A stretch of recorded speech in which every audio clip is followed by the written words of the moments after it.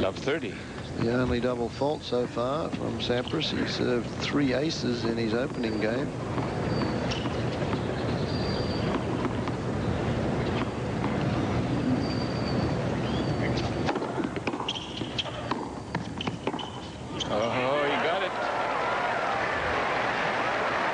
Hit again, that backhand. You've got to watch out for that shot.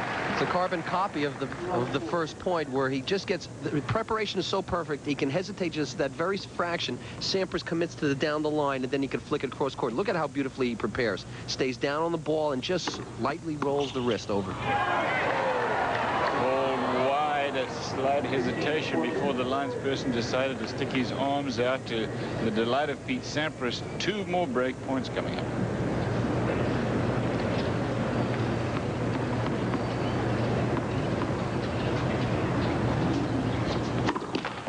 Sun is not in Sampras's eye yet when he throws the ball up on the toss, but it is not the best side to be playing on.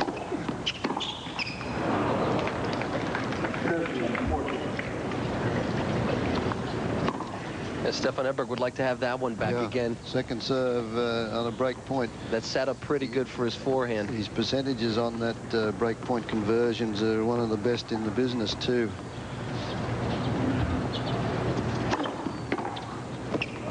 Missed it, so Sampras wins 3 in a row. Look at Edberg. He was ready to come into the net behind that first serve. It's interesting because he's missed just by the barest of margin on 2 of those from the ad court, and he just had a look at the Paulo Pereira on the backhand that he missed. That one he knew was a little long, but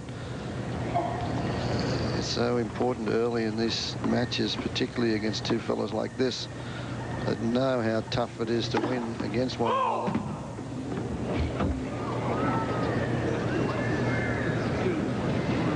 A fault. Sampras doesn't like the call. Edberg did not hesitate. No, and I think if it would have been good, the way these 2 fellows are, Edberg possibly would have walked.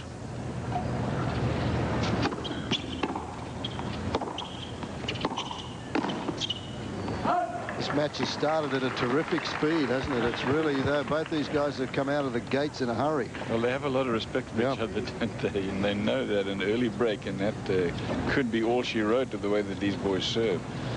And after having talked to Stefan Edberg after his match yesterday, it looked like he was really looking forward to playing the #1 player in the world.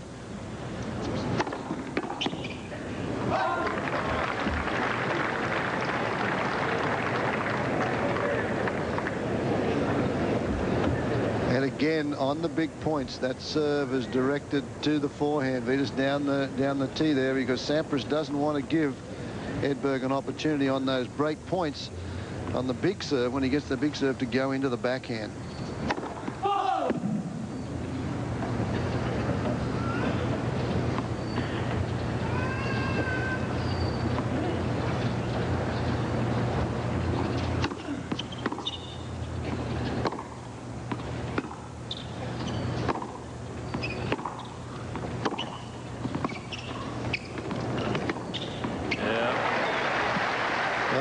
Volley that set it up.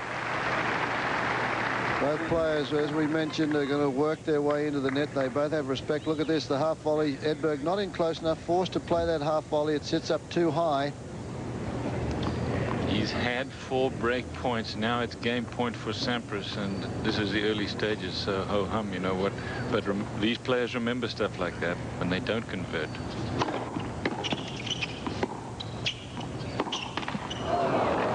So Sampras holds on. The players are going to change ends with him leading by 2 games to 1. No breaks yet, but chances for both players so far. Semi-finals day here at the Newsweek Champions Cup. It is a beautiful day for tennis, and in this first semi-final match, you're watching 2 of the giants of our great game of tennis. Pete Sampras, the #1 player in the world, is taking on Stefan Edberg, who is the #3 seed here, the #4 player in the world. No breaks to serve. 2 games to 1. For Sampras, this is Edberg to start serving. If you look at the statistics for all of '93, Stefan Edberg has served 224 aces. There is a lot less than Pete Sampras, but Stefan Edberg does not rely on the aces. You take a look at his service points, 164%. Break points saved, 334, and that's a very solid number. Put him in trouble, and he has climbed his way out of a hole dozens of times, hundreds.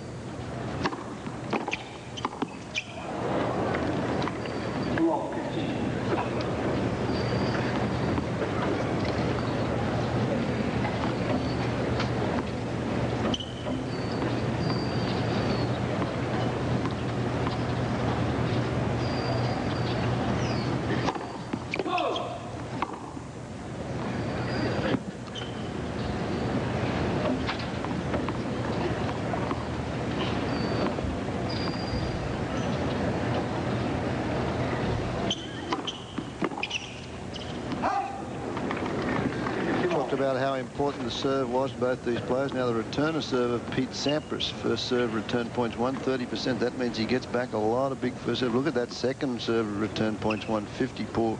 And the break point conversions 43%. That's tremendous.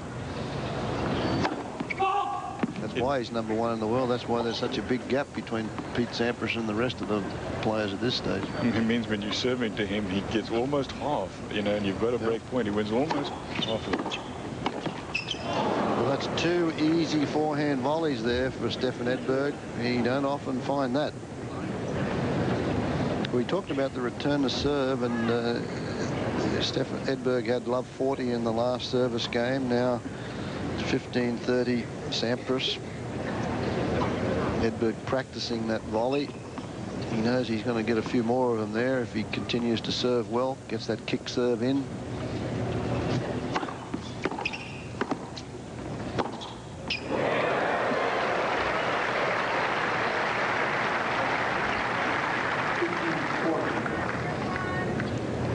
This is another return. It's a good serve. It jams him into the body, but then Sampras just stays down so well, and that's the decisive forehand that we were talking about. The little bit of an edge, I believe, that Sampras has in this match on the forehand side. And also, Edberg didn't quite do enough with that forehand volley. No, exactly. Gave Pete Sampras a chance to track it down and to comfortably swing at it down the line. Well, when you've missed two, the next one just you play a little safer, don't you? Yeah. Into the court. Yes. Edberg's had 4 chances to break. Sampras has had 2 so far. He has another one. And he has a second serve. 43%. Sampras is on break conversions of break chances, and it's a second serve. He's threatening Edberg. This is interesting tactics here, because Sampras has moved back in now. He's moving. Look, he hedges over, gets over, and moves back again. Almost hit the forehand, so Edberg saves another one. You'd have thought you'd have had this many breakpoint chances so early. And one of the reasons why he may be doing that is because you know Stefan Edberg's looking to jam him. Yep. So try to give him a little bit of a different look. Well, he may be running around the serve, and you've seen guys elicit double faults with that type of move. Exactly. That's the reason it's used, isn't it?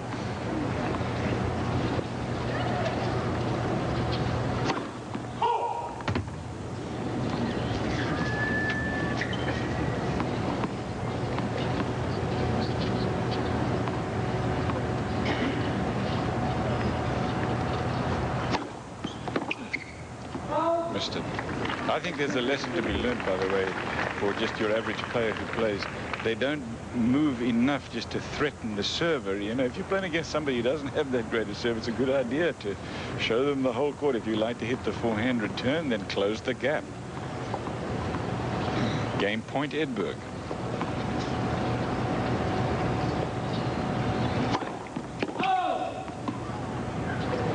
Sampras anticipating that forehand. He'd taken a step over there before Stefan Edberg had hit the ball, so he's checking that ball toss. The great ones can pick the ball toss of their opponents.